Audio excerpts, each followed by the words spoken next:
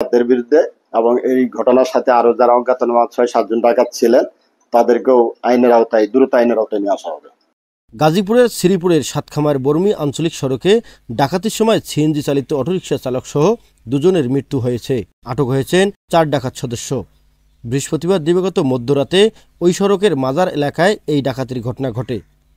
নিহত দুজনের একজন মোহাম্মদ আরিফ হোসেন কুমিল্লা জেলার হাবিবুর রহমানের ছেলে, আর আরিফ হোসেন নামে আরেকজন ডাকাত দলের সদস্য ছিলেন বলে জানান এলাকাবাসী।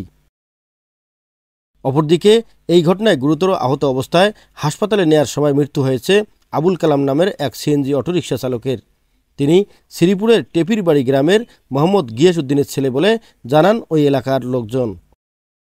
ঘটনার সময় তিনি ওই সড়ক হয়ে মাওনা চৌরাস্তার দিকে যাচ্ছিলেন বলে জানা গেছে। বিষয়টি নিশ্চিত করেছেন শ্রীপুর থানার ভারপ্রাপ্ত কর্মকর্তা ওসি মোহাম্মদ আব্দুল বারিক। এ সময় তিনি বলেন, ৪ ডাকাত সদস্যকে পুলিশ আটক করেছে। গাড়ির ধাক্কা খেয়ে এক ডাকাত সদস্য ছিটকে পড়ে গেলে গাড়িতে থাকা যাত্রী এবং স্থানীয়রা গণপিটুনিতে এক ডাকাত সদস্যের মৃত্যু হয়েছে।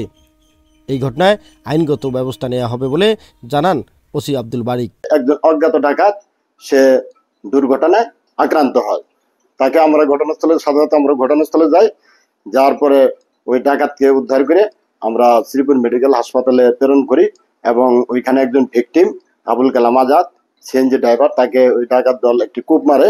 এই কূপের আঘাতে সেও গুরুতর আহত হয়।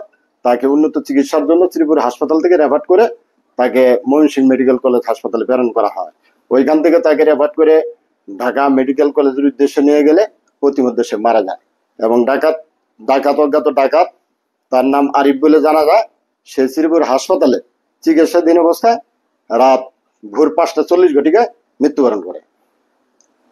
আর ৪ জন ডাকাতকে ইতিমধ্যে আটক করা হয়েছে। News channel 24 news desk.